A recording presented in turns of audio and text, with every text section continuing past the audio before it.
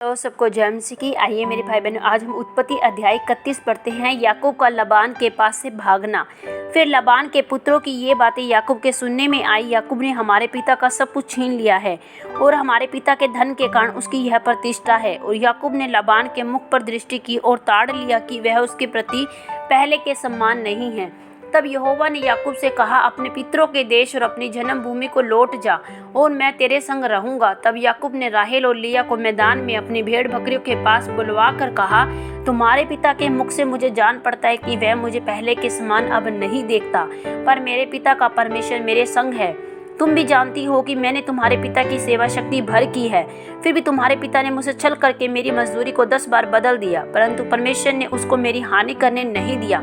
जब उसने कहा, चितवाली बच्चे तेरी मजदूरी ठहरेंगी, तब सब भेड़ बकरियां चितवाली ही जनने लगी। और जब उसने कहा, धारी वाले बच्चे तेरी मजदूरी ठहरेंगे, तब सब भेड़ बकरियां धारी वाली जनने लगी। इसी रीति से परमेश्वर ने तुम्हारे पिता के पशु लेकर मुझे दे दिए। भेड़ बकरियों के गंभीर होने के समय मैंने स्वप्न में क्या देखा कि जो बकरे बकरियों पर चढ़ रहे हैं वे धारी वाले और चित वाले और धब्बे वाले हैं। तब परमेश्वर के ए दूत ने स्वप्न में मुझसे कहा, हे याकूब। मैंने कहा, क्या आज्ञा? उसने कहा, आंखें उठाकर उन सब बकरों को जो बकरियों पर चढ़ रहे हैं देख कि वे धारी वाले, चित्ती वाले और धब्बे वाले हैं, क्योंकि जो कुछ लबान तुझसे करता है वह मैंने देखा है। मैं उस बेतेल का परमेश्वर हूँ जहाँ तूने एक खंबे का तेल डाल दिया था। मेरी मन्नत मानी थी, अब चल इस देश से निकल कर अपनी जन्मभूमि को लौट जा। तब राहेल और लिया ने उससे कहा, क्या हमारे पिता के घर में अब भी हमारा कुछ भाग या अंश बचा है? क्या हम उसकी दृष्टि में प्राय न ठहरी? देख, उसने हमको तो बेच डाला, हमारे रुपए को खा बैठा। इसलिए परमेश्वर ने हमारे पिता का जितना धन ले लिया है वह हमारा और हमारे बच्चों का है।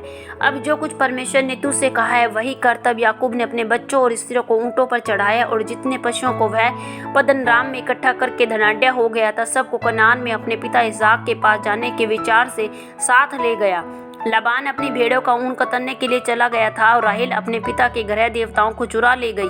अतः याकूब लबान अरामी के पास से चोरी से चला गया, उसको न बताया कि मैं भागा जाता हूँ। वह अपना सब कुछ लेकर भागा और महानद के पार उतरकर अपना मुँह गिलाद के पहाड़ी देश की ओर किया। लबान दोबारा याकूब का पीछा करना। तीसरे दिन लबान को समाचार मिला कि याकूब भाग गया है, इसलिए उसने अपने भाइयों को साथ लेकर उसका 7 दिन तक पीछा किया और गिलाद के पहाड़ी देश में उसको जा पकड़ा। परंतु परमेश्वर ने रात के स्वप्न में अरामी लबान के पास आकर कहा, सावधान रह, तू याकूब से न तो भला कहना और न बुरा। और लबान याकूब के पास पहुंच गया। याकूब अपना तंबू गिलाद नामक पहाड़ी देश में खड़ा किए पड़ा था।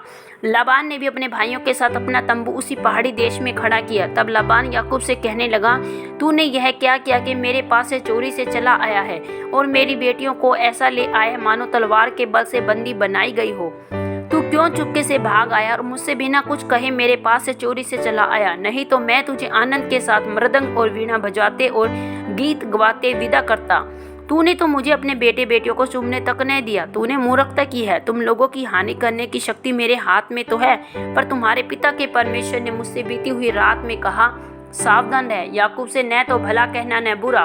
भला अब तू अपने पिता के घर का बड़ा अभिलाषी होकर चला आया तो चला आया, पर मेरे घरे देवताओं को तू क्यों चुरा ले आया?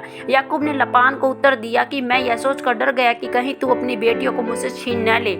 जिस किसी के पास तू अपने देवताओं को पाए वह जीवित न बचेगा। मेरे पास तेरा जो कुछ निकले उसे भाई बंधुओं के सामने पहचान कर ले ले, क्योंकि याकूब ने तो जानता था कि राहेल गृह देवता को चुरा ले आई है। यह सुनकर लबान याकूब और लिया और दोनों दासियों के तंबुओं में गया और कुछ न मिला। तब लिया के तंबू में से निकलकर राहेल के तंबू में गया। राहेल तो गृह देवताओं को ऊँट की काठी में रख के उन पर बैठी थी। लबान ने उसके सारे तंबू में टटोलने पर भी उन्हें न पाया। राहेल ने अपने पिता से कहा, हे मेरे प्रभु, इससे अप्रसन्न न हो कि मैं तेरे सामने नहीं उठी, क्योंकि मैं मासिक धर्म से हूँ। अतः उसे ढूंढने पर भी गृह देवता उसको न मिले। तब याकूब क्रोधित होकर लबान से झगड़ने लगा और कहा, मेरा क्या अपराध है? मेरा क्या पाप है? तूने इतना क्रोधित होकर मेरा पीछा किया।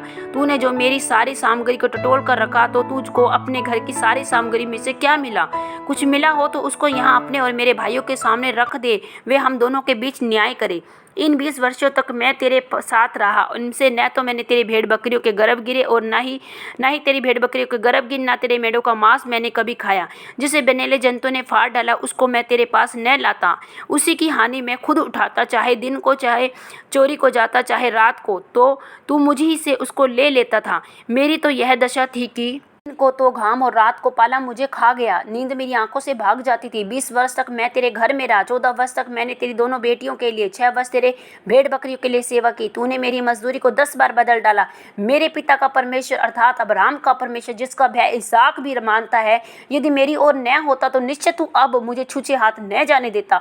मेरे दुख और मेरे हाथों के परिश्रम को देखकर परमेश्वर ने बीती ही रात तुझे डांटा। याकूब और लबान के बीच संधि। लाबान ने याकूब से कहा, ये बेटियां तो मेरी ही है और ये बच्चे भी मेरे ही हैं और ये भेड़ बकरियां भी मेरी ही हैं। जो कुछ तुझे देख पड़ता है वह सब मेरा ही है, परंतु अब मैं अपनी इन बेटियों इनकी संतान से क्या कर सकता हूँ। अब आ मैं और तू दोनों आपस में वाचा बांधे और वह मेरे और तेरे बीच में साक्षी ठहरे। तब याकूब ने एक पत्थर लेकर उसका खंभा खड़ा किया और तब याकूब ने अपने भाई बंधुओं से कहा, पत्थर इकट्ठा करो। यह सुनकर उन्होंने पत्थर इकट्ठा करके एक ढेर लगाया और वहीं ढेर के पास उन्होंने भोजन किया। उस ढेर का नाम लबान ने तो यजसाहत्वा और याकूब ने गिलियाद रखा। लबान ने कहा, यह ढेर आज से मेरे और तेरे बीच साक्षी रहेगा। इस कारण उसका नाम गिलियाद रखा गया और मिज्पा भी, क्योंकि उसने कहा, जब हम एक दूसरे से दूर रहे तब यहोवा मेरी और तेरी देखभाल करता रहे। यदि तू मेरी बेटियों को दुख दे या उनके सिवाय स्त्रियां ब्याह ले तो हमारे साथ कोई मनुष्य तो न रहेगा, और पर देख मेरे तेरे बीच में परमेश्वर साक्षी रहेगा। फिर लबान ने याकूब से कहा, इस ढेर को देख और इस खंबे को भी देख, जिनको मैंने अपने और तेरे पिता के बीच में खड़ा किया है। यह ढेर और यह खंबा दोनों इस बात के साक्षी रहे कि हानि करने के विचार से न तो मैं इस ढेर को पार करके तेरे पास जाऊंगा, न तू इस ढेर और इस खंबे को पार करके मेरे पास आएगा। अब्राहम और नाहोर और उनके पिता तीनों का जो आज परमेश्वर है, वही हम दोनों के बीच में न्याय करे। तब याकूब ने उसकी शपथ खाई जिसका भय उसका पिता इसहाक मानता था, और याकूब ने उस पहाड़ पर मेल बलि चढ़ाए और अपने भाई बंधुओं को भोजन करने के लिए बुलाया। तब उन्होंने भोजन करके पहाड़ पर रात बिताई। भोर को लबान उठा और अपने बेटे बेटियों को चूम कर आशीर्वाद देकर चल दिया और अपने स्थान को लौट गया। आमीन। प्रभु आप सबको उत्पत्ति सुने जाने और पढ़े जाने पर बहुतायत से आशीष और बरकत दे। सबको जय मसीह की।